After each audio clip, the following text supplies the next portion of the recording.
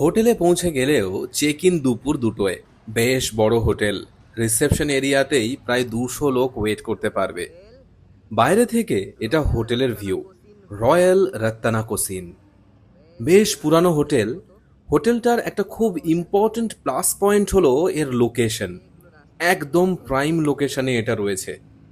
অনেকগুলো main road যেখানে মিশেছে, সেরকম একটা জায়গায় একটা পশ এরিয়াতে এরকম বড় আর 4 স্টার ক্যাটেগরির হোটেল দারুণ বিজনেস করবে, তাতে কোনো সন্দেহ নেই। ব্যাংককের অনেকগুলো ট্যুরিস্ট স্পট যেমন গ্র্যান্ড প্যালেস, ওয়াট ফো, চাও ফ্রায়া রিভার আর ইম্পর্টেন্টলি খাও সান রোড এই হোটেল থেকে হাঁটা পথেই দেখা যায়। এবার আসি হোটেলের ভেতরটাতে। এই সুন্দর রয়্যাল লাক্সারি হ্যান্ড ওয়াশ বেসিনগুলো আসলে কিন্তু রিসেপশন এরিয়ার বাথরুম দেখে মনেই হয় না।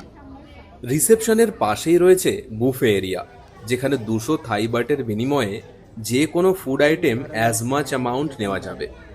প্রায় 8টা 10টা ফুড আইটেম ছিল, আর সব কিছুই সামনে হাইজেনিক প্রসেসে বানানো হচ্ছে।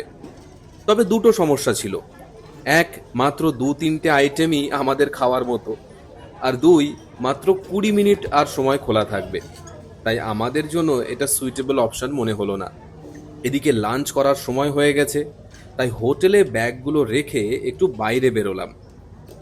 মাত্র 2 মিনিটের হাঁটা পথে আমরা পেয়ে গেলাম বেশ বড় 7-Eleven স্টোর। এই 7-Eleven স্টোর দারুণ কনসেপ্ট। এখানে প্রায় যে কোনো ট্যুরিস্ট স্পটেই এই 7-Eleven স্টোর 2-3টে করে থাকে। কিছুটা প্যাকড ফুড আইটেম নিয়ে হোটেলে ফিরে আসা। চেক ইন প্রসেস কমপ্লিট করলাম। আমাদের দুটো রুম বুক ছিল। টুইন শেয়ার রুম দিল, অর্থাৎ দুটো রুম পাশাপাশি, মাঝখানে একটা কানেক্টিং দরজা। রুমগুলো বেশ স্পেশিয়াস, আর most of the amenities provide করা আছে, including heater, land phone, night lamp, wardrobe, এমনকি একটা করে সোফা আর বাথরুমে জাকুজিও রয়েছে। সব দিক থেকে বলতে গেলে একটা নিয়ারলি পারফেক্ট অ্যারেঞ্জমেন্ট। এর সাথে হোটেলের যে কোনো সার্ভিস এতটাই ফার্স্ট আর সিস্টেম্যাটিক যে এখানে হোটেল ম্যানেজমেন্টের ট্রেনিং দেওয়া যায়। ফেলেই তো মারলি ফেলেই দেবো থ্যাংক ইউ হোটেলে ফিরে লাঞ্চ করে ড্রেস চেঞ্জ করেই আমরা চললাম হোটেলের একটা বিশেষ ফেসিলিটিতে। দুপুর বেলায় সুইমিং পুলে স্নান। সুইমিং পুলটা হোটেলের ফার্স্ট ফ্লোরে। এখানে আলাদা করে টাওয়েল আর পুল চেয়ার রাখা রয়েছে। পুলটা খুব বড় না হলেও আমাদের মজা করার জন্য একদম যথেষ্ট।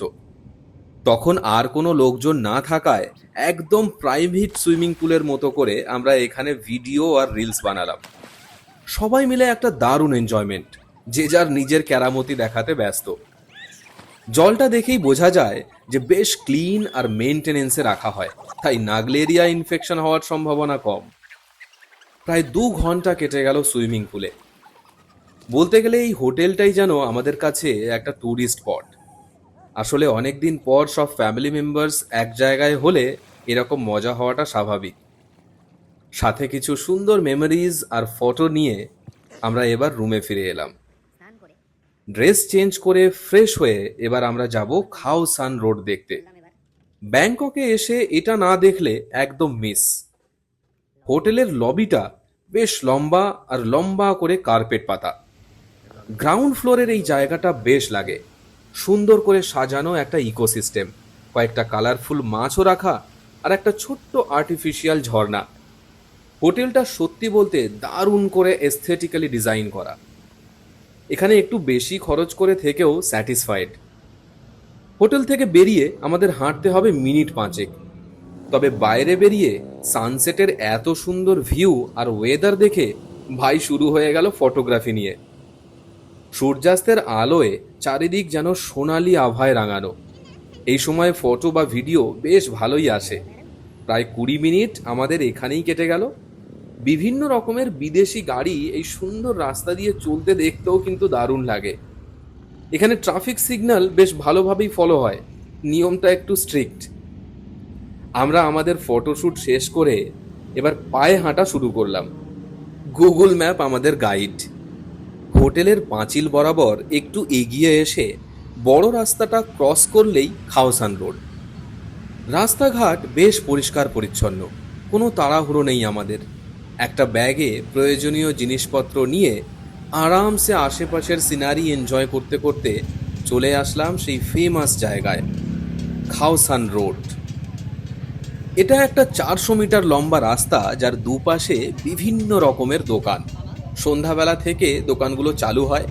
তবে এখানে দোকানগুলোর বিশেষত্ব হলো ট্যুরিস্টদের ফুল ফ্রিডম দেওয়া এনজয় করার জন্য।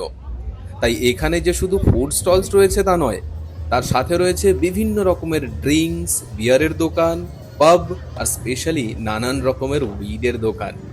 এর জন্যই এই জায়গাটাতে প্রচুর বিদেশি বা ফরেনার্সদের ভিড়। কত রকমের যে খাবার পাওয়া যায় তা না দেখলে বোঝা কঠিন। সবকিছু মিলিয়ে একটা আলাদা রকমের আমেজ এখানে। বিভিন্ন রকমের সি ফুডের কত ভেরিয়েশনের প্রিপারেশন। সন্ধ্যাবেলাতে যেন একটা বড় উৎসবের জন্য তৈরি হচ্ছে রাস্তাটা।